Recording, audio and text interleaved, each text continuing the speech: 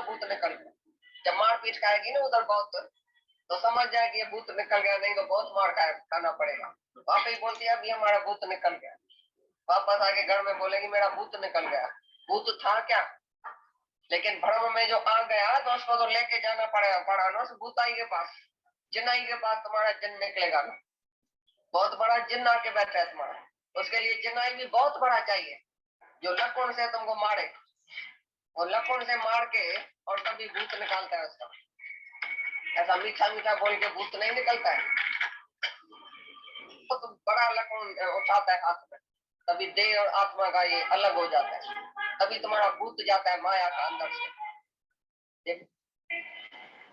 इसी प्रकार बोलता है ये बंद मोक्ष है भी नहीं तो भी भ्रम के वजह से तुम मान के बैठा है, इसके लिए गुरु के उपदेश का जरूर है, शास्त्रों का उपदेश, गुरु का उपदेश जरूरी है भ्रम के लिए।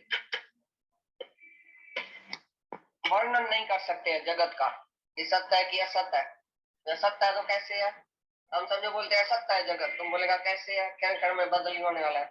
हम बोलते हैं असत्य है, तुम बोलते हैं देखने में आता है, असत्य कैसे है, पूर्ण से सत्य नहीं है। क्या बोला भाई, उसने बोला मन तो जब ये थोड़ा थोड़ा अंधेरा होता है तो फिर कभी भी भ्रम आ सकता है ना भाई, ये शायद सांप है, लेकिन ज्ञानी के लिए जिसने पूरा निश्चय किया, पूरा जिसका अंधकार दूर हो गया और पूरा ज्ञान में है, उसके लिए फिर कभी भी जगत सत्य नहीं, कभी भी नहीं बोलेगा जगत है या सत्य है, कभी भी उसके पीछे नहीं जाएगा। एक बार पक्का निश्चय किया जिसने, जैसे चना एक होता है ना, भुन जाता है तो फिर वो कच्चा नहीं रहता है, उससे तला नहीं होता है। इसी प्रकार ज्ञानी को जब पक्का हो गया कि मैं ब्रह्म हूँ, तो उसके लिए तीनों कालों में जगत है ही नहीं, कभी भी जगत नहीं है, देश है तो जगत नहीं है, ये ब्रह्म रूप है। और नहीं सत्य नहीं असत्य अनर्वचनीय, वाणी से वर्णन न कर सकते। जैसे भाई वाणी से तुम वर्णन कर सकता है जगत क्या है, कब हुआ, कैसे हुआ, किधर से आया, तुम्हें अज्ञान किधर से आया, कब से आया, हमको कब बाकी अज्ञान लगा, हम कब पैदा हुआ, पहले भगवान कब था, जगत कब था, कैसे हुआ, किधर से आया, अरे है ही नहीं तो तुम कैसे सवाल पूछते हैं। जगत जब है ही नहीं तो अनर्वचनीय है ना, वाणी से कभी तुम उसको वर्णन नहीं कर सकता है सत्य है या असत्य। जो चीज है ही नहीं वो सत्य असत कैसे है, उसको कैसे तुम सत्य और असत्य बोलता है जो है ही नहीं। मिथ्या भ्रम है जो है ही नहीं, तुमको कैसे बोलता है भूत भाई सत्य है कि असत्य है। जिसके लिए है उसके लिए सत्य है, बाकी सत्य तो है ही नहीं, भ्रम है। इसी प्रकार ये जो जगत है बोला है वो भी सत्य नहीं है, असत्य नहीं है, वाणी से तुम वर्णन कर नहीं सकता इसके लिए, क्योंकि है ही नहीं। एक ही ब्रह्म सत्य है, जगत है ही कुछ नहीं। देह से जगत में कोई भी वस्तु जो है नहीं, जगत बना ही नहीं है, बना ही नहीं है, मना है ही नहीं, कभी हुआ ही नहीं है, तो कैसे तुम सत्य और असत्य कहेगा उसको। जो चीज है उसको बोलेगा ना ये सत्य है कि असत्य है, जो है ही नहीं उसके लिए क्या बोलेगा। ब्रह्म मात्र तुम्हारे में खाली ऐसा प्रतीत होता है, बाकी है कुछ नहीं।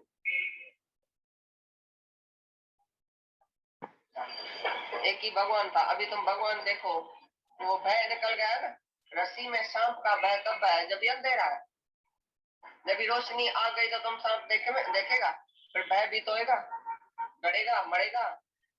जब जगत देखेगा तो डरेगा, लेकिन जगत जब है ही नहीं, प्रकाश ही प्रकाश है आत्मा का, सांप नहीं है, नोड़ी है, रस्सी है, फिर तुम डरेगा कैसे। तो पूरा ही पूरा जब रोशनी हो जाएगी, पूरा ज्ञान हो जाएगा, कभी भी सपने में जगत फिर दिखाई नहीं देगा कि जगत है। यानी ऐसा पक्का विश्वास करता है जो एक बारी देखा ही मृग तृष्णा का जल है तो फिर लोटा लेके नहीं जाए। एक बारी तुमने समझा जगत है ही नहीं, तो तुम जगत की बात कैसे करेगा, जगत की कल्पना कैसे करेगा। एक बारी दादा एक सत्संग कर रहा था, भाई जगत बढ़िया ही नहीं है, आत्मा ही सत्य है। एक माई ने सवाल पूछा, दादा मेरा एक सवाल है। बोला पूछो। दादा जगत कैसे बना। बोला अभी हमने बोला जगत है ही नहीं, फिर वो पूछ दिया तो जगत कैसे बना, फिर भूल गई। तो उसने कान पकड़ा, हाँ बराबर, जगत बना ही नहीं है तो बना फिर कैसे, जगत कब से बना, कैसे बना, जगत क्यों पैदा किया भगवान ने, काय के लिए पैदा किया, हमको मुझा के मारा है भगवान ने। बोला बेवकूफ, जगत बना कहीं है, नहीं बना है तो तुम मुझती क्यों है? जो कुछ बना ही नहीं है उसमें तुम मुझ गए। नहीं, सत्य ब्रह्म एक ही ब्रह्म है, उसका निश्चय करो तो मुझेगा क्यों? बार बार विचार करने वाले। हाँ, बार बार विचार करो, पुटन दिन जा विचार तो घणी कहो सजी उम्र विचार करो, कहीं मचियो तो आत्मा ने विचार करो। बहुत दुनिया का विचार किया, अभी ये विचार करो ब्रह्म का। उन्हें कुछ विधि का है, ज्ञानी के लिए तुम नहीं बोल सकेगा ऐसा करना चाहिए, वैज्ञानिक को ऐसा नहीं करना चाहिए, ये पाप है, ये पुण्य है भाई, ये रोक किया हुआ कर्म है। ऐसी रोक ज्ञानी के पास है ही, मना किया हुआ कुछ भी नहीं है, क्योंकि ज्ञानी शरीर से ऊपर है, देह के संबंध से ऊपर है। इसके लिए उसके लिए पाप पुण्य नरक स्वर्ग बंध मोक्ष ये कर्म करना चाहिए, ये नहीं करना चाहिए, ये विधि, ये निषेध, ये शास्त्रों का ये बातें, ये सब अज्ञानी के लिए। ज्ञानी से तुम कभी भी नहीं लगाना भाई, शास्त्र में तो ऐसा लिखा पड़ा है, तुम ऐसा क्यों करता है भाई? ब्राह्मण को ऐसा करना चाहिए, क्षत्रिय को ऐसा, वैश्य को ऐसा, शूद्र को ऐसा, ये गृहस्थी को ऐसा। भैया तुम गृहस्थी है, तुमको ऐसा करना चाहिए। ज्ञानी गृहस्थी सन्यासी वानप्रस्थी नहीं है, ज्ञानी तो आत्मा, बस आत्मा कह के चिप हो जाओ, ज्ञानी के वास्ते कुछ नहीं कह सकते। जिज्ञासु के लिए भी कुछ है भाई, ऐसा करो ऐसा नहीं करो भैया जी, माया में नहीं जाओ, विषय विकार को छोड़ो, ये चिंतन नहीं करो, माया का चिंतन नहीं करो। जिज्ञासु के लिए सब बातें हैं भैया, जहर समान विषय को त्याग करो। ज्ञानी के लिए नहीं त्याग है, नहीं ग्रहण है। जिज्ञासु के लिए त्याग ग्रहण क्यों है? क्योंकि वो गंध में भरा पड़ा है तो उसको गंध छोड़ने का है, भ्रम में है तो भ्रम छोड़ने का है। उसके लिए ये सत्य वस्तु को प्राप्त करने के लिए ये सत्य उपदेश है, लेकिन ज्ञानी के लिए बोलता है कुछ नहीं। ये जो भी सब है वो अज्ञान में जो फंसा हुआ जीव है, उसके लिए सब बातें हैं, ऐसा करो ऐसा नहीं करो, उसके लिए सब बातें हैं। ज्ञानी के लिए एक भी बात नहीं, क्योंकि वो देह को और सारे संसार को जो मिथ्या समझ के बैठा है, उसके लिए कोई फर्ज धर्म ड्यूटी करते हुए करते हुए कुछ नहीं। उसने बड़े में बड़ा फर्ज पालन किया जब अपने आत्मा को जाना। बोलता है जिसने अपने ब्रह्म को जाना है, आत्मा को जाना है, सब देवता जो है उसके ऊपर निछावर होता है, और सभी पितरों को उसने जैसे पानी दे दिया। जिसने आत्मा का ज्ञान लिया, आत्मा को जाना, उसका तो कहीं जो है वो कुल तर गया, और सभी पितरों को पानी दिया। तब देवता जो है उसको प्रसन्न किया, जिसने आत्मा का ज्ञान समझा। ये बड़े में बड़ी बात है, बड़े में बड़ा करके उसने पूरा किया जिसने आत्मा को जाना। उसके लिए कोई फर्ज धर्म ड्यूटी नहीं है भाई, अज्ञानी के लिए सब है। अभी हूँ सारी दुनिया के बीच में, तो भी मेरे को न एक देखने में आता है न दो, वन की तरह, जैसे मैं ही हूँ अकेला भाई, सारा वन ही वन है। मैं आत्मा हूँ, मैं भगवान हूँ, उसके सिवा बाकी कुछ भी देखने में नहीं आता है। चाहे इतने समूह के बीच में, इतने रश के बीच में रहा पड़ा हूँ, सारी दुनिया के बीच में, तो भी मेरे को दुनिया देखने में नहीं आती है, भगवान ही देखने में आता है। इसके लिए मैं ऐसे समझता हूँ मैं अकेला हूँ। जैसे तुम वन में जाता है अकेला तो क्या देखता है उधर? कुछ भी नहीं। इसी प्रकार से मैं रहता भी हूँ घर में, रहता भी हूँ जगत में, पर ऐसे देखता हूँ जैसे कोई है ही नहीं दुनिया में, रहता ही नहीं है, क्योंकि दूसरे से मेरा वास्ता ही नहीं है। दूसरा है भी, बैठा भी है, मेरा क्या वास्ता? तुम मुसाफिर खाने में जाता है, उधर रूम में इतनी रूम्स है, कोई कौन सी जात का, कोई कौन सी जात का, कोई कौन रहता है, तुम्हारा वास्ता है? तुम पूछेगा उसे भाई तुम रात को देरी से क्यों आया? बाजू वाला तुम्हारा कितने बजे भी आवे, तुम पूछेगा क्या कमाता है, क्या करता है, ये करता है, फ्रेंडशिप रखेगा, दोस्ती थोड़े टाइम के लिए, फिर तुम्हारा उसी से कोई वास्ता नहीं है। इसी प्रकार से तुम घर में रहता है चाहे जगत में रहता है, तुम्हारा किसी से भी कंसर्न नहीं है। तुम ऐसे समझो जैसे मैं वन में रहा पड़ा हूँ, वन में कोई भी नहीं है तुम्हारे सिवाय। इसी प्रकार तुम ब्रह्म है, ब्रह्म के सिवाय कोई भी दुनिया में नहीं है दूसरा जिसी से तुम्हारा कोई वास्ता रहे। तो राजा जनक बोलता है मैं रहता भी हूँ जगत में, लेकिन वन की तरह, खाली खाली, सारा संसार खाली लगता है मेरे को। भाई एक भी आदमी संसार में जैसे रहता ही नहीं है। तुम घर में रहता है, तेरा किसी से भी वास्ता नहीं है। जैसे मुसाफिर खाने में आदमी रहता है, तुम्हारे बाजू वाली रूम में तुम्हारा कोई भी सोया पड़ा है, बैठा है, लड़की है, लड़का है, ये है वो है, सब अपने अपने कर्म में पूरा है, सबकी प्रारब्ध अपनी। जीवन में वही तुम पा रहे हो जैसे तुम्हारे विचार है। As you think so you become. जिस क्षण तुम ये चाहने लग जाते हो, अरे ये काम नहीं हो पाएगा, ऐसा अंदर में संकल्प भाव उठा लेते हो, ये तो बड़ा मुश्किल है, ये तो बड़ा कठिन है, देखो वो बात हो ही नहीं पाती। होगा, अवश्य होगा, खत्म बात। चाहना कोई है नहीं ज्ञानी के अंदर। तो जैसे होगा वो उसको प्यारा लग रहा है, अच्छा लग रहा है, वो खुश है। कोई भी उसके अंदर विकल्प नहीं चलता। तुम पहले से ही विकल्प करते हो कि ऐसा ना हो जाए। मनुष्य की मुसीबत यही तो है, बिना ज्ञान के वो तुरंत विकल्प कर लेता है। संकल्प के साथ साथ उसके विकल्प आ जाते हैं। वो आ गया था व्यक्ति, अचानक घूमते घूमते एक पेड़ के नीचे विश्राम कर रहा था वो संकल्प वृक्ष। उसको ये पता नहीं था, अचानक उसे ख्याल आया, अरे भाई बड़ी आराम लग रहा है यहाँ तो, अगर सोने के लिए कोई अच्छा सा पलंग मिल जाता तो और अच्छा। एकदम पलंग वहां प्रकट हो गया। बड़ा हैरान, उसके नीचे पलंग आ गया, पलंग पे लेटा हुआ उसने देखा अपने आप, बड़ा खुश था अंदर से। बोले ये तो आज बड़ा चमत्कार देख रहा हूँ, इससे में अगर कुछ खाना पीना भी मिल जाता तो और अच्छा। इतने में खाने पीने के सामान आ गए उसके पास, और अंदर से खुश हो गया। कहता है अगर कोई ऐसे में सेवा करने वाला कोई आ जाता तो भी अच्छा था। हाथ पैर में दर्द हो रहा था, अचानक ही जो है दासियां आ गई, उसके हाथ पैर दबाने लगी। बोले परियां आ जाए तो और अच्छा था, तो परियां भी आ गई। अब ये सब तो अच्छा अच्छा हो रहा था, इतने में उसको अंदर में एकदम से विकल्प आया, कहीं मेरी बीवी ने देखा तो। उधर से बीवी भी झाड़ू लेके आ गई। उसके बाद तो क्या हुआ समझ। तो ऐसे ही हमारा मन है, संकल्प करते करते कब एकदम विकल्प करता है। ये बोला जो पहले से ही विकल्प करता है कि ऐसा ना हो जाए, वो अविश्वासी है। भगवान जब कोई चमत्कार दिखाए तब नमस्कार करूंगा, ये कोई विश्वास नहीं। भगवान कह रहे हैं मन में ये धारणाएं होती है ना, तो चमत्कार दिखकर ही जो नमस्कार करते हैं वो विश्वासी नहीं होते। सफलता और असफलता में भी तुम्हारा इंसाफ देखूं भगवान, ये है भगवान के ऊपर पक्का विश्वास।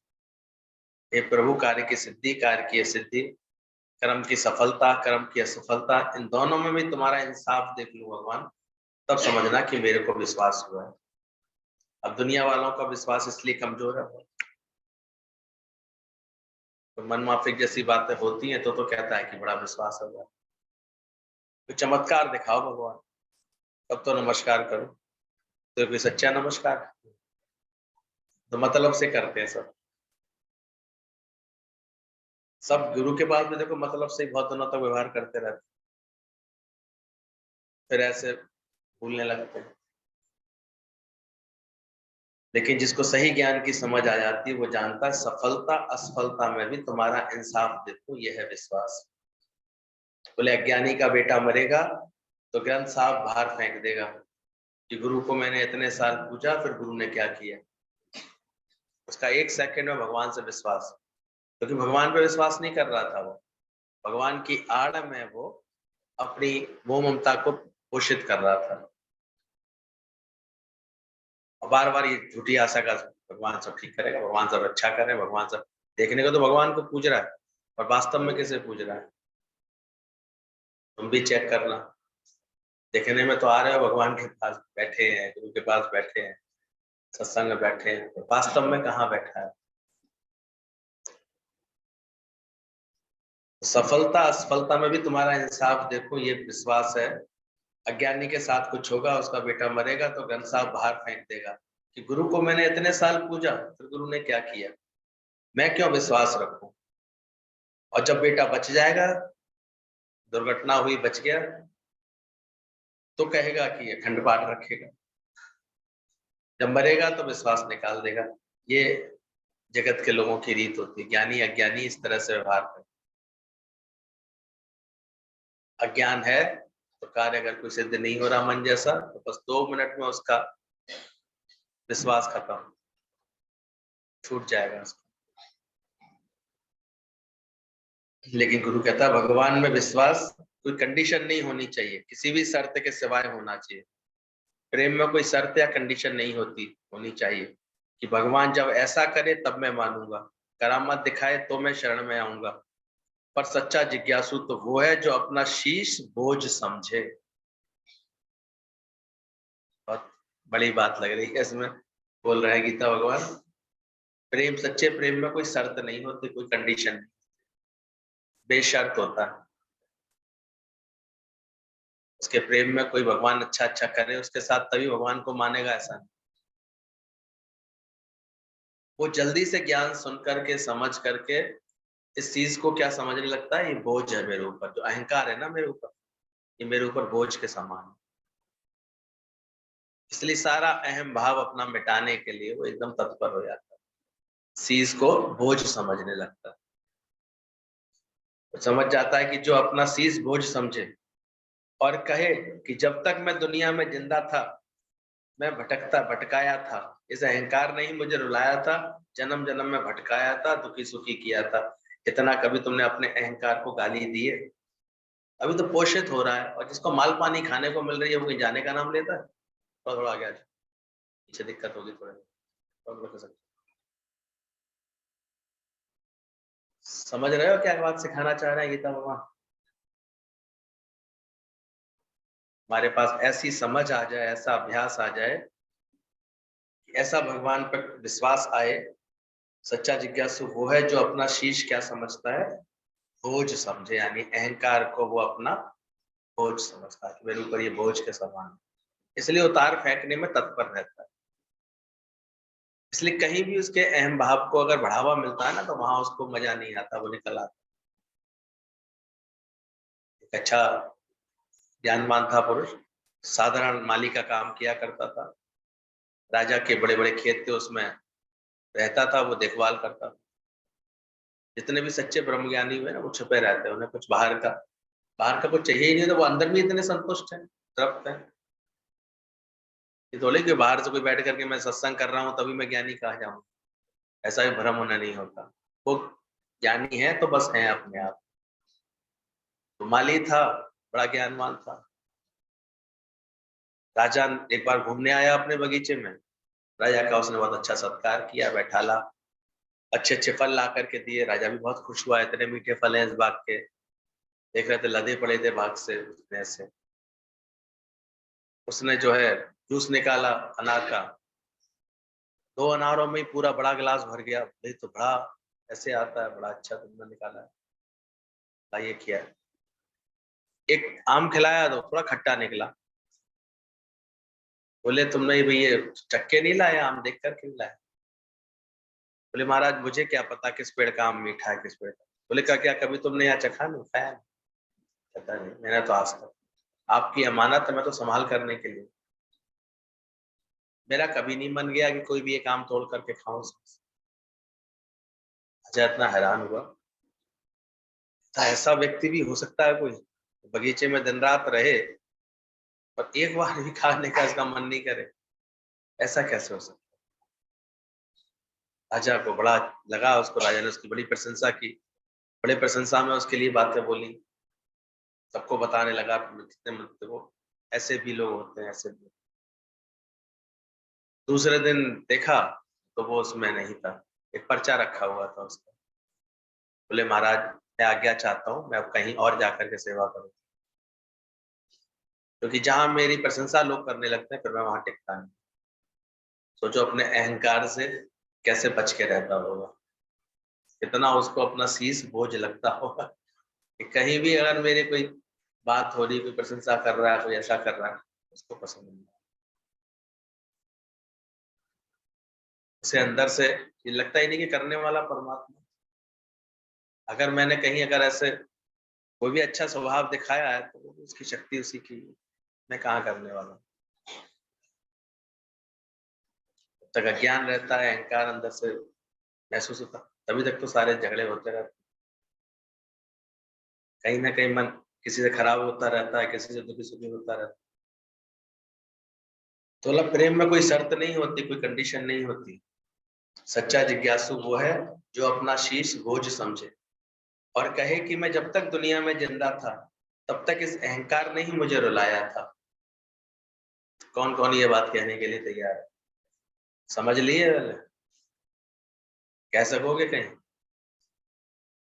कौन रुलाता है हमें? मेरा ही अहंकार। अहम है, अहममय के बाद फिर मम है, ममता आ सकती है, तरह तरह के वहम, यही तो रुला रहे हैं मुझे। और इसलिए ईगोलेस अपने आप थॉटलेस हो जाता है, वो बिल्कुल चुप हो जाता है, शांत हो जाता है। ज्ञान का अच्छा जिज्ञासु होता है, वो अपने अहंकार को अपना प्रबल शत्रु मानता है, किसी भी तरह के अहंकार। इसलिए हो में दीर्घ रोग, दादा ने बोला दीर्घ रोग है, उसे बड़ा ये भारी रोग सा लगता है। हाँ, दवा भी इसी में ही है, पर कब? जब ये अंदर से बोध होने लगे कि मैं तो वो ब्रह्म स्वरूप, मैं तो वो आत्म स्वरूप, नॉट दिस बॉडी। और देह का किसी भी तरह का अभिमान है तो वो उसको अहम लगता है, इसलिए शीश उसको बोझ लगता है। और वो ये बात कहता है, समझता है कि मैं दुनिया में जिंदा था, जब तक मैं जिंदा था तब तक इस अहंकार ने ही मुझे रुलाया है, जन्म जन्म में भटकाया है, दुखी सुखी किया है। इसलिए मुफ्त में भी ये शीश, ये गर्व भरा मस्तक मेरा प्रभु चरण धूल तक झुकने दो, तो मुफ्त में भी ले लेना तो शुक्राने गाता है, तो शुक्रगुजारी लगती है।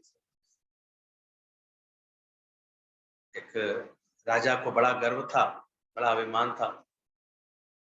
एक संत को ये बात एहसास हुई, राजा के पास जब आया, जो अहंकार से भर के व्यवहार करते तो पता लग जाता है, और संतों को तो बहुत जल्दी पता लग जाता है, क्योंकि उनके पास अपना तो कोई अहंकार नहीं होता, वो तुरंत पहचान लेते। जी कहते थे टेबल पे आकर के, गुरु जी ये चीज खाई, मैंने ना अपने हाथों से बनाई। गुरु जी शक्ल देख के बच्चों पर रह आते थे बिल्कुल, बोले देखो कैसा अहंकार है। गली सब्जी, कटी सब्जी, छुकी सब्जी, ये माई अपना कितना अहंकार करते, मैंने किया, मैंने। निकलती है जवान ऐसी लंबी निकल के आती है, जिस समय मैं आती है अंदर, किसी भी कर्म में आ जाए मैं निकले की नहीं। मैं ना कर बाबरे खाली बाबा। तो बोला ऐसे ही वो राजा जो था, अहंकार के कारण संत ने पहचान लिया, वेश बदल करके वो राजा के दरबार में आया। राजा साहब मैं एक बात चाहता हूँ आपसे। बोले क्या? बोले आपके यहाँ तो बहुत सारे हॉकर है, बहुत सारे लोग, ये मैं बहुत सारी मैंने खोपड़ियां इकट्ठी की, आप मेरी खोपड़ियां बिकवा दी। मैंने कहा इसमें क्या बात है, गुरु भी मानता था राजा उनको, तो ऐसे करके राजा ने उसको खोपड़ियां बेचने के लिए बोल दी।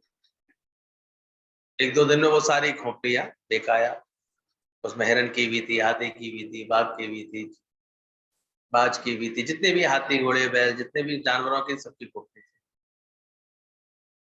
पूरे बेचने के बाद वो लौटा आया तो एक खोपड़ी लेके आया वापस। मैंने कहा क्यों, ऐसे क्यों नहीं बेचा? बोले दिखाओ ये कौन सी है, तो मनुष्य की खोपड़ी थी। बोले ये क्यों नहीं? बोले महाराज पता नहीं लोग इसे ले ही नहीं रहे, भूत भूत क्या कैसे हटा देते हैं, निकाल देते हैं, इसे हटाओ इसे हटाओ। और तो सजाने के लिए ले ली सबने अपने घरों में, पर इसको निकाल दी। बोले मैंने फ्री में भी देनी चाहिए, तो भी किसी ने नहीं ली। मैंने कहा फ्री में ही ले लो, कोई राजा साहब ने कही है ले लो, फ्री में ले आ, फ्री में तुम ही रखो। राजा बोला महाराज मैं तो बिकवा तो नहीं पाया, ये एक तो बच गई। बोले यही तो समझाने चाहता हूँ आनंद। तुम राजा साहब जो अहंकार कर रहे हो अपनी इस खोपड़ी का, ये मुफ्त में भी कोई लेने वाला नहीं है, मिलेगा। जब ये हंस तजे ये चोला ये काया कसती है, तो प्रेत प्रेत कह भाग। कभी देखना प्रैक्टिकल, घर की नार बहुत हित जा से, दिन रात आगे पीछे घूमता है इंसान, दिन रात वो आगे पीछे घूमती है, बड़ा हित होता है, बड़ा प्रेम होता है, बड़ा संग संग रहते हैं। जब ये हंस तजे ये काया, वो फिर उसके संग फिर अकेले नहीं बैठ सकते, दरवाजा खोल के बाहर भागेगी, प्रेत प्रेत क्या भागे। अरे अड़ोसी पड़ोसी आ जाओ, अकेले नहीं बैठा यार। क्या हो गया भाई, तेरा ही पति है कल तक चाय पिलाई थी इसको, खाना खिलाया था, कोई दिक्कत है क्या? अब नहीं बैठ सकते। किसका है, किसका अहंकार करना? मांस तो है ही बद। ज्ञान से सही समझ मिलने लगती है तो हमारा विवेक जागृत होता है कि शीश बोझ समझे और कहे कि दुनिया में जब तक जिंदा था तब तक इस अहंकार ने ही मुझे रुलाया। जरा जरा बात पर ठेस लग रही है, पिंच हो रही है बातें, शब्द लग रहे हैं, हालातें लग रही है, किसको लग रही है? कभी विचार तो किया? तो जी कहते कभी विचार करके तो देखो ये किसे लग गई बात, क्यों तुम्हारे मन में ये सब बातें चल रही? गुरु के निकट आते हैं तो गुरु धीरे धीरे हमारे अंदर के ये इस अहम का ही नाश करता है। ये अहंकार अंदर से मिटने लगता है। ना मैं तनी रहा, ना मैं मनी रहा, सतगुरु मिलने से झगड़ा खत्म हो गया। इसलिए मुफ्त में भी ये शीश गर्भरा मस्तक मेरा, प्रभु चरण धूल तक झुकने तो कोई ले तो मैं उसका शुक्रगुजार करूंगा। गुरु की मेहरबानी है जो हमें कबूल किया है, इसलिए फिर वो जब देखता है तो गुरु के भी शुक्राने गाता है, शुक्र है गुरु तुमने कम से कम कबूल तो किया, पास तो बैठाया। कितने ना बुरे थे हम तो फिर भी तूने हमें उठाया, कितना कष्ट सह करके भी मुझे अपना बना लिया। हमेशा ये लगना चाहिए पहले दाता गुरु है तो देवे ब्रह्म। अभी तो हम देखते हैं जब अंदर भाव भक्ति नहीं होती है, समझ नहीं होती, तो लगता है जैसे हम गुरु के पास आकर गुरु का कोई एहसान सा करें। आए तो थे सत्संग, आते तो हैं, और जब समझ सही आती है, अहंकार रहित होती है समझ, तो शुक्राना निकलता है, शुक्र है मुझे बैठने तो देते, आने तो देते। ये भाव अंदर में रहते हैं, शुक्र है। फिर कभी उसके अंदर कोई बड़बोलापना नहीं आता, फालतू से अंदर से लगता है शुक्र है। ये शीश कम से कम गुरु ने अपने दर पर झुकवाया तो सही, वरना क्या थी इसकी औकात, क्या थी हस्ती तेरे मिलन से। ऐसे भाव जब आने लगे अंदर से तो बोला अपना शीशी क्या समझ में आने लगे, बोझ समझ में आने लगे। ये गुरु की मेहरबानी है जो उसने हमें कबूल किया है। कितने ना बुरे थे हम तो तूने फिर भी उसे उठा लिया है, कितने कष्ट सह करके भी मुझे अपना बना लिया है। सत्संग में ही उन्नति होगी, विकार नाश होते हैं, अंदर ही अंदर का निश्चय पक्का होता है। इसलिए वो सत्संग में अपने इस तन और मन को, शीश को रख देता है। मन बेचे सतगुरु के पास से, तन मन तेरा जब अर्पण होगा उस दिन प्रभु का दर्शन। अभी काम जब पूरा होने लगे, जब अंदर से ये समझ आकर के मस्ती आ जाए, एक मिनट की भी कोई फिर विक्षेपता तनक मिजाजी नहीं रह जाएगी। हम मिटा दे अपनी हस्ती को, तभी का क्या मिलेगी, मस्ती में आएगा, खुद ही जब छूट जाएगी तो खुदा तेरी मस्ती।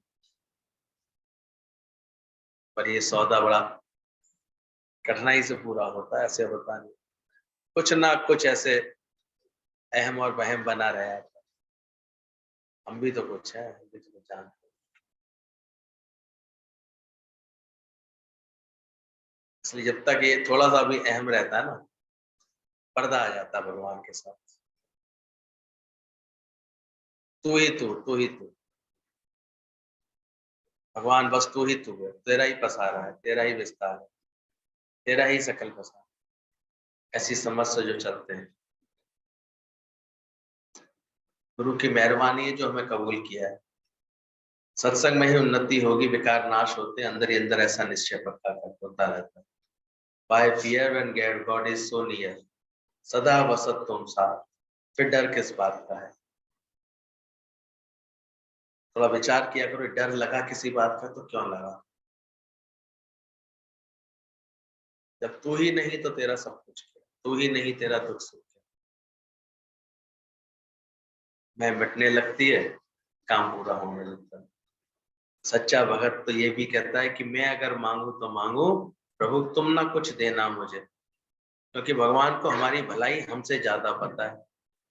मैं नादानी में कभी कदाचित भगवान ऐसे मेरे मुख से कुछ निकल भी जाए, कुछ मांगू अगर, कुछ मांग लूं अगर, तो हे प्रभु तुम मेरी इतनी भलाई करना कि तुम मुझे कुछ दे मत देना।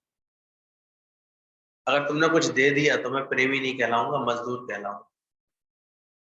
तो मजदूर ने चाहा और हुजूरा मिल गया उसको। मैं अगर तड़फूं तो तड़फूं, यहाँ तक बोला उसने। मैं कितना भी तरसूं तुम्हें मिलने के लिए भगवान, पर तुम कहीं आंसू मत बहा देना मेरे लिए। मेरे में तड़प है, बहुत अच्छी बात है, पर गुरु तुम कभी ऐसे ख्याल मत रखना मेरे लिए, कोई ऐसे आंसू मत बहा देना। इसका भी बड़ा अच्छा रीजन बताते थे गुरु जी। लेकिन जब आंखों में आंसू आ जाएंगे तो व्यक्ति सामने वाला दिखना थोड़ा धुंधला हो जाता है। प्रभु मैं नहीं चाहता मैं कभी तुम्हारी आंखों से ओझल हूं, कि अगर आपके आंसू आए या मेरे भी उस तड़प में आंसू मत आने देना, ये तो आप क्या करेंगे, हमसे दूर हो जाए। श्याम तुम होगे सपना, काफूर हो जाऊंगा मैं। इतना सुंदर भजन। जब अहंकार मिटता है तो ऐसे भाव से भजन फिर बनते हैं।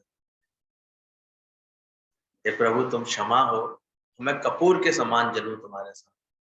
जैसे कपूर जलने के बाद कुछ नहीं बचता, तो मैं भी कुछ ना हो, ऐसा अंदर से मेरी मैं गुम होती चली है।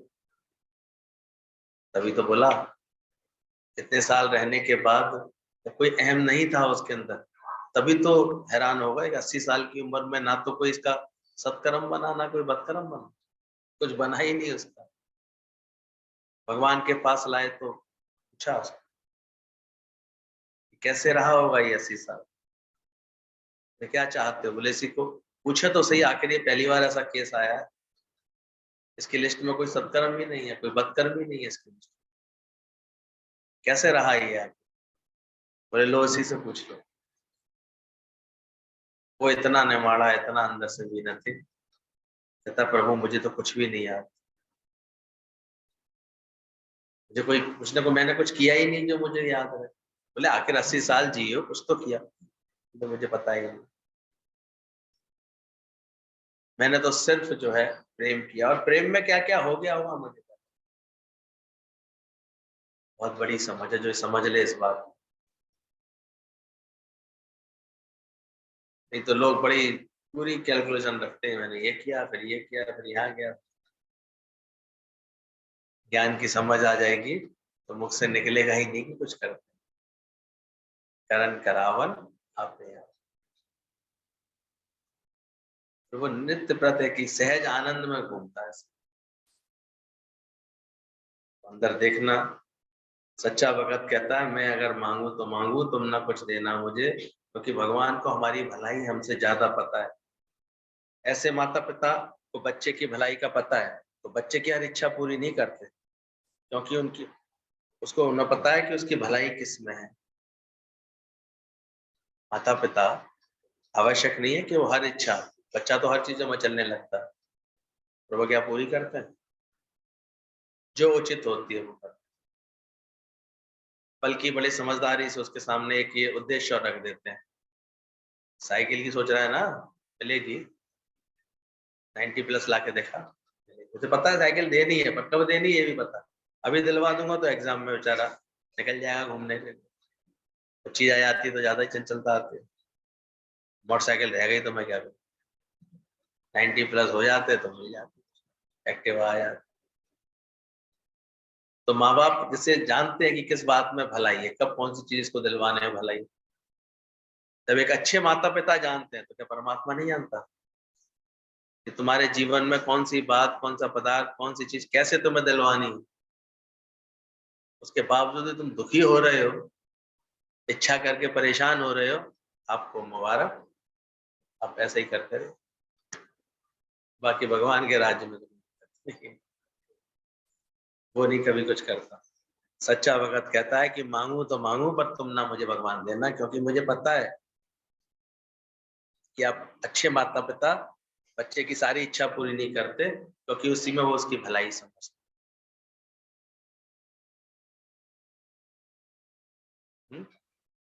और तू दुखी हो रहा था, नहीं मिल रही थी।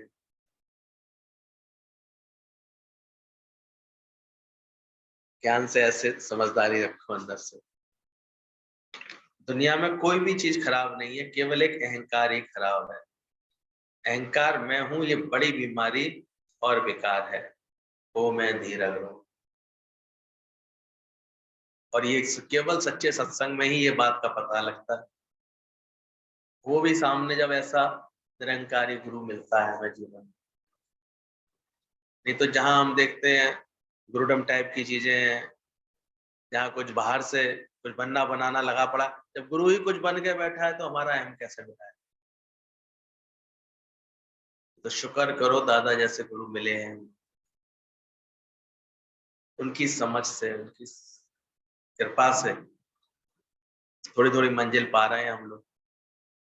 और आनंद शांति उन्हीं के हृदय में आ रही होगी जो अपना अहम मिटा रहे हैं। गुरु की संगत कौन कर से, जिसने अहमता मारी है, अहमता को मार लेता है। तो दुनिया में अगर कोई खराब से खराब चीज है तो वो क्या है, अहंकार। इसलिए बोला गया अहंकार विकार भरे मन को निज नाम की माला। ईश्वरी भक्ति करने से क्या बोलते, क्या फल मिलता है, क्या पड़ता है, ये फल मिलता है कि हमारा अहम शून्य होना। इसकी जो हस्ती बना के बैठता है इंसान, वो गुम होने लगता है।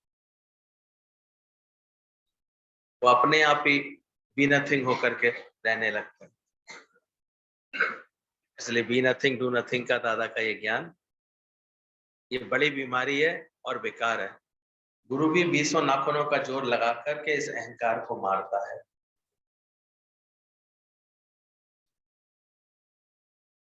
अब इच्छा कोई भी आई अंदर में, और इच्छा अगर मान लो पूरी हो, तो पीछे पीछे क्या आता है, एक अहंकार चढ़ जाता है।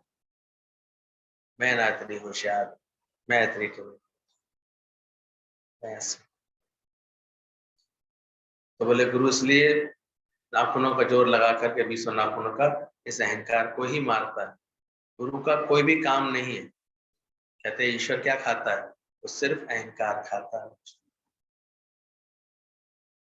जहां भी देख रहा है किसी के भी अंदर में अहंकार पक रहा है, पल रहा है, भगवान को आता है खा जाओ। क्योंकि कर मैं रहा हूं, चल मेरी सत्ता से रहा है। और अहंकार ये क्या कर रहा है,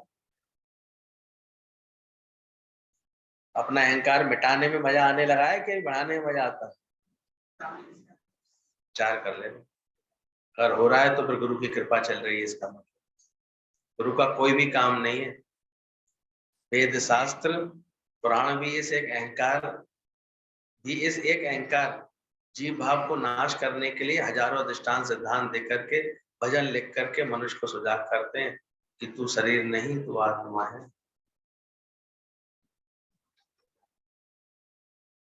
सारा ज्ञान, सारा अभ्यास इसी बात के लिए। तभी तो गाया है मस्ती से, ना मैं तनी रहा ना मैं मनी रहा, सदगुरु मिलने से क्या हुआ, झगड़ा कर। तो तू ना रहे, मैं ना रहूं, हम राम में से पानी में मिले जैसे लोग। अहंकार रहित होने में, शून्य होने में इतना आनंद आ जाए।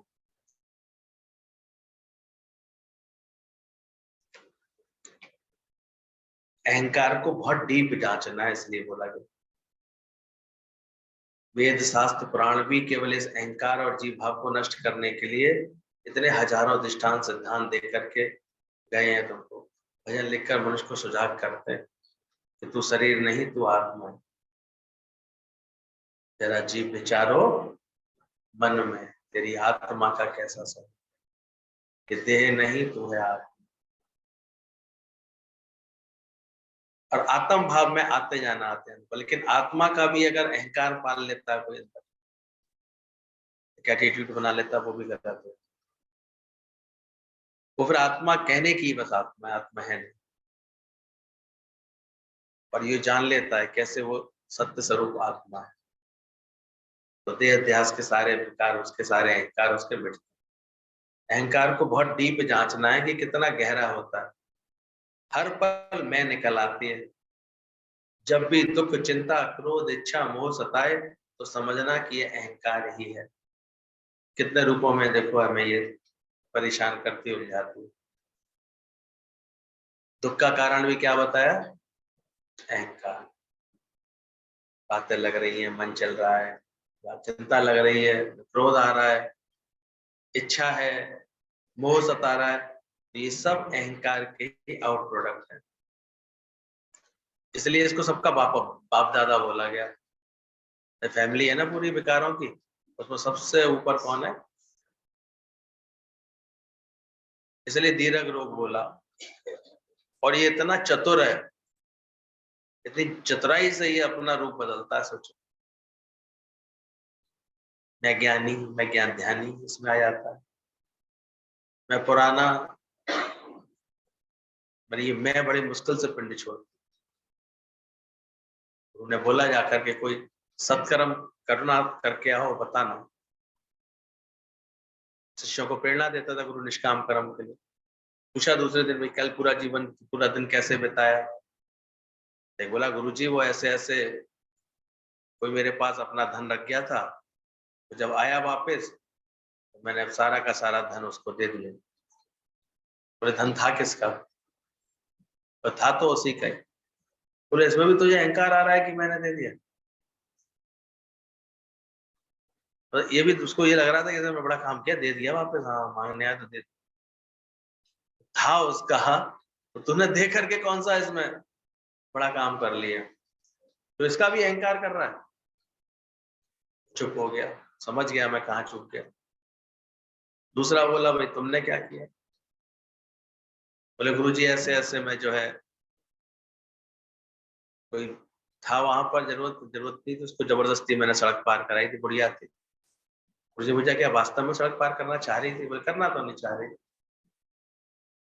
बोले लो ये और मुसीबत, जबरदस्ती के सत्कर्म के चक्कर में ये क्या कराया। सारी बुढ़िया बाद में गाली देती रह गई, ये काम छोड़ गया मुझे, क्या बैठा लिया, और वो जबरदस्ती सत्कर्म करा। तीसरे ने बताया, तूने क्या किया? बोले वो गुरुजी ऐसे ऐसे मैं सागर के किनारे टहल रहा था, अचानक एक बड़ी तेज तूफानी लहर आ रही थी, और मैंने देखा एक व्यक्ति किनारे लेटा हुआ था, वो उसको उसकी खबर नहीं थी। मैंने जाकर के उसे तुरंत उसको उसकी रक्षा करी, उसको बचाया। और मैं ये जान गया था ये मेरा पुराना दुश्मन है, फिर भी मैंने उसकी रक्षा की। गुरु ने कहा ठीक है, तूने अच्छा किया काम, दुश्मन की भी रक्षा की, यानी अपने द्वेष भाव को भी जीता, एक सत्कर्म से प्रेरित होकर के किसी की रक्षा भी की तूने, लेकिन अभी तक तुझे याद है? सच्चा गुरु ऐसे अहंकार को, तो तुझको याद ही ना रहे, तब ये अहंकार अंदर से निकलता है। बोले दुख का, चिंता का, क्रोध का, इच्छा का, मोह का, ये सताएं अगर किसी न किसी रूप में आकर के, तो इनके पिताजी को जरूर पहचान लिया करो, कहीं ना कहीं ये पनप रहे होंगे अंदर ही अंदर अहंकार के। ये सब तो बात के आउट प्रोडक्ट होते हैं। इसलिए गुरु एक अहम को ही मिटा करके बहुत सारी बीमारियों का इलाज एक साथ कर देता है। और इसलिए मस्ती भी इस ज्ञान की उसी को चढ़ती है जब ये मिटने लगती है। वो बोली, दादा मुझे किस चीज का अहंकार होगा? मैं तो ना रंग रूप की अच्छी, ना शकल सूरत की अच्छी, ना मेरे पास कोई पैसा, ना मेरे कोई बाल बच्चे, ना कोई धन संपदा, ना कोई ऐसा कोई पद, ना कोई बात। तब भी दादा ने पकड़ के बताया, तू तो है, ये तो जान रही है कि मैं हूं। ये जब ये निश्चय तेरे को पक्का हुआ मैं नहीं, है ही भगवान, तब जाकर के छूटेगा ये तो हर जगह है। इसलिए तो बिरले में बिरला कोई करोड़ों में से कोई एक ऐसे इस ब्रह्म पद को पाता है जो अंदर से बिल्कुल ऐसे हो जाता है। उसी को सारी फीलिंग, सारी सब बातें, अटकना मटकना सब बंद हो जाता है, उसको मिटता जाता है उस टाइम। दुख का दूसरा कोई कारण नहीं है। ये अहंकार ही है जो मुझे दुखी सुखी करता है, दुख का दूसरा कोई कारण नहीं है। ये अस्पताल है, रोग, कोर्ट, पुलिस एक अहंकार के कारण ही है। लड़ाई झगड़े भी सारे अहंकार के कारण है, ध्यान रखना, कभी चेक करना। एक अहंकार रहित हो जाए अगर व्यक्ति, दुनिया से एक अहंकार निकल जाए तो बस सब चीजें अपने आप शांत हो जाती है। ये देखेगा सब कैसे एक दूसरे पर आरोप प्रत्यारोप, झगड़े, लड़ाइयाँ, रोग शोक किसकी वजह से सारे? एक अहंकार की। ये तो गुरु आके खोल खोल करके इस अहंकार की पोल खोलता है, इसमें बताता है, तब कहीं जा करके थोड़ा सा मन इसको छोड़ने को, हट करके रहने में तैयार होता है। किसी से भी क्या लगे उसको, ये बोझ है मेरे ऊपर। गुरु सब कुछ भुला करके आत्मा बताता है तो ये वो सब कि तू वो सब आत्मा है। रोज अपने को मारते मिटाते चलो कि मैं कुछ भी नहीं हूँ, बी नथिंग हो जाओ। शरीर है ही मिथ्या तो जगत भी मिथ्या है, एक ब्रह्म ही सत्य है। ऐसा अभ्यास गीतावान चाहते हैं कि हम लोग करें। खाली एक दिन बैठ के 7 जून के दिन बैठ करके याद कर लिया उनको, याद है, लेकिन उनकी बात को नहीं समझेंगे तो बेकार हो। इसलिए बार बार लग रहा है वही प्यारे जो ज्ञान को अच्छे से वक़्त करते हैं, समझते हैं, वही जो है अपने लगन रख करके पहुंचे, समझे पूरे की बात को। रोज ही हमारे यहाँ तो कहते हैं जून का महीना हम लोगों के लिए इसी उद्धार करने के लिए आता है कि फिर से जून में ना आए हम, जन्म मरण में ना आए, ऐसे वन में आ जाए। कहते से वन, क्या बोलो, वन बोलो, एक एक तत्व आत्मा में आ जाए, आत्मा की ऐसी अखंड वृत्ति बन जाए। बोला अपनी इच्छा बिल्कुल नहीं चलाने से भगवान की इच्छा पूरी हो। Thy will be done, O Lord, thy will be। नहीं तो तुम्हारे इच्छाओं के जो फुरने उठते रहते हैं, संकल्प ये सृष्टि बनाते रहते हैं। और गुरु के निकट कौन सी सृष्टि तैयार होती है? ईश्वरीय सृष्टि। तुमको भी तब एहसास होगा जब तुम्हारी बिल्कुल मैं हटेगी, पूरी इच्छा हटेगी। अब तुम किसकी सृष्टि में चल रहे हो? भगवान की सृष्टि।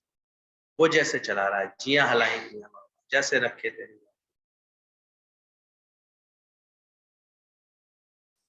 दुख दूर दूर तक ऐसे खत्म हो जाता है, जैसे रख रहा है, जैसे चला रहा है। ईश्वर की सृष्टि है, वो चाहे तो तखत बैठा दे, वो चाहे तो भीख मांगे। वो जैसे चलाना चाह रहा है, हुक्म आ गया तो हुक्म की हवा के आगे से। ज्ञानवान जानता है कि मैं अपनी इच्छा से कहीं नहीं आता जाता हूँ, किसी का भाव, किसी का प्रेम, किसी की लगन, वो निकलते निकलते घोड़ा मुड़ जाता है, ऐसे कोई खींच के लेके जाता है। जिसकी उम्मीद नहीं होती वो कहता नहीं नहीं नहीं वहीं जाना पड़ेगा। और जितनी देर का भाव होता है उतनी देर तो गुरु कुछ कर रहा है क्या? ऐसा भांडा भाव रखोगे तो तुम्हारा ही भाव है। भावना बलवान है तो पल में खड़ा भगवान। और भाव बिन सुनी पुकारे, भगवान कहते हैं मैं कभी सुनता नहीं। और भाव वाले भक्त का भरपूर मुझ पर भार। और भाव जिस जन्मे नहीं उसकी मुझे चिंता नहीं। भगवान ने पूरी ये स्थिति बना दी। भाव कैसा है? जैसा भाव है वैसा है। भगवान है तो भगवान है तुम्हारे लिए, नहीं है तो नहीं। भाव जिस जन्म में नहीं उसकी मुझे परवाह नहीं। वो अपने आप सृष्टि के चक्र में भटकता सा रहता है। पर भाव वाले भक्त का भरपूर मुझ पर भार।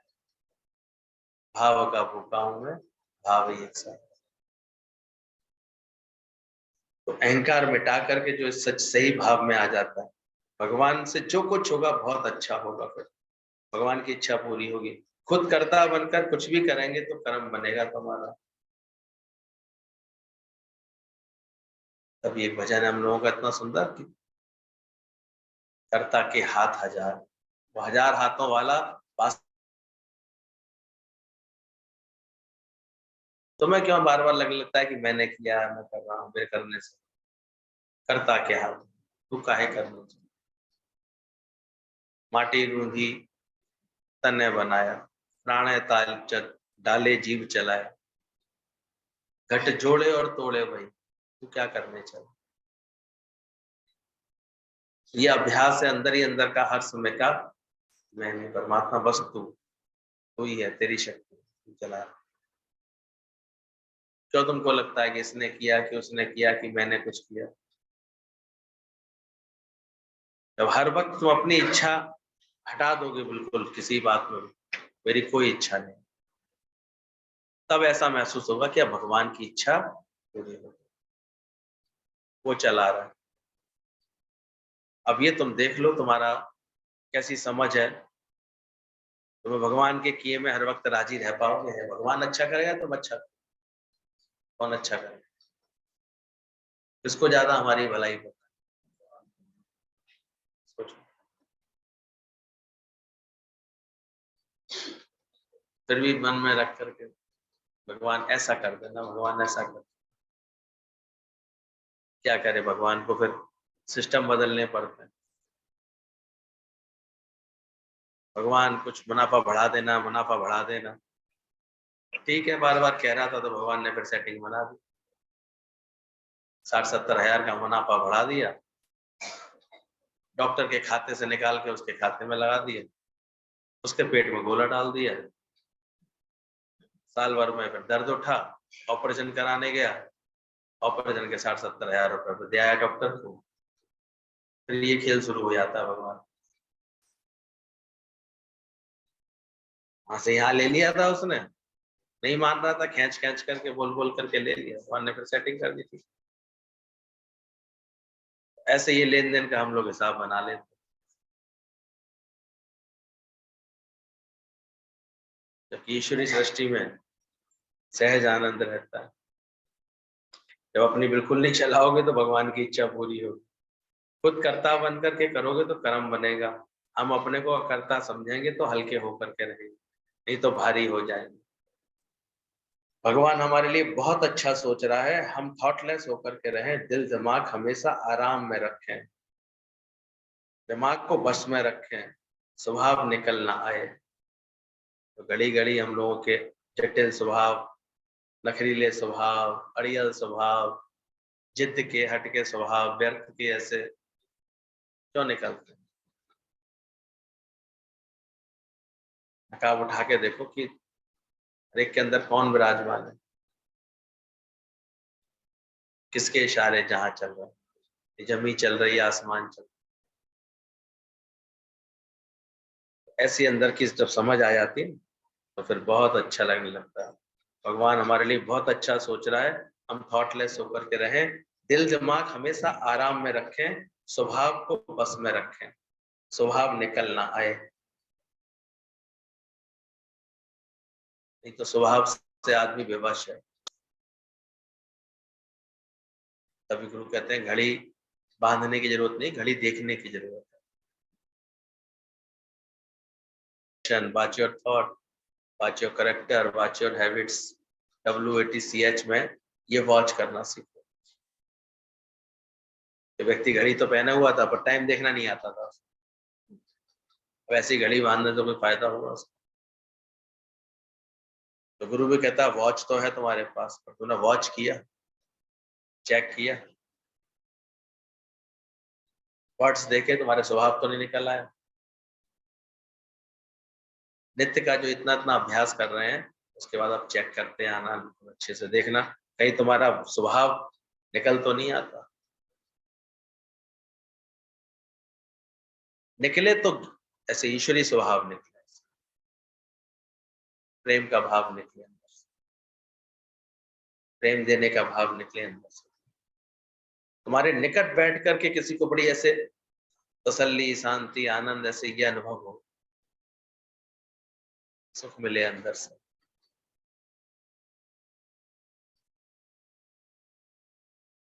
बोले यदि कंट्रोल से बाहर निकल जाएंगे तो पछताना पड़ेगा, शरीर पर भी उसका असर होगा। ठंडा स्वभाव रखना चाहिए, आत्मा में आनंद में रहो, शरीर में आएंगे तो दूसरा देखेंगे तो स्वभाव भी निकल आएगा। क्रोध का स्वभाव, चिड़चिड़े होने का स्वभाव, अंदर से कुरकुराने का स्वभाव, कोई ऊपर से नहीं बोल पाता लेकिन अंदर ही अंदर भुन भुन चलती रहती है, उसकी स्वभाव होता और उसकी फिर छाप उसके चेहरे पर दिखाई देने लगती है। सहजता खत्म हो जाएगी उसकी।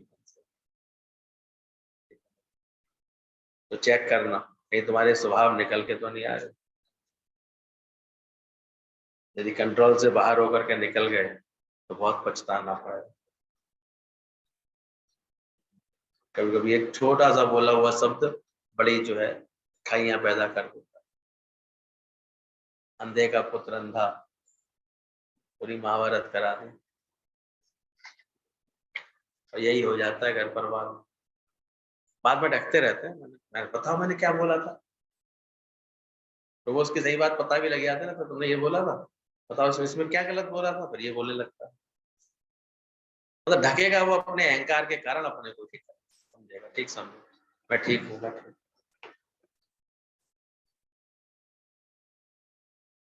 कि अगर अहंकार रहित होगा ना तो हर जगह उसकी बात बनी हुई है, हर एक के साथ, हर एक के साथ वो आराम में है, खुश है। मिटती है मैं तो प्रकट होता है भ्रम, परमात्मा प्रकट। तो जहां तहां हम इस खराब से खराब चीज अहंकार को हटा करके, ये बड़ी बीमारी है, बड़ा विकार है, इसको हटाने में लगे रहें, चिंता नहीं करें। रोज किसी न किसी रूप में पैदा हो सकता है, जीव भाव है तो रोज लगेगा। मेरी बनत बनत बन जाए, घिसत घिसत घिस जाए। डर लग रहा है कि नहीं अहंकार से अभी भी? अभी तो नहीं लग रहा, अभी तो मजा आ रहा है इसको पानी से।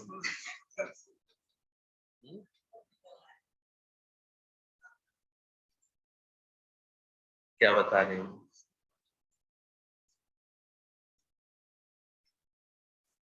इसलिए बोल दिया गया मैं ना कर बाबरे, खाली खाली।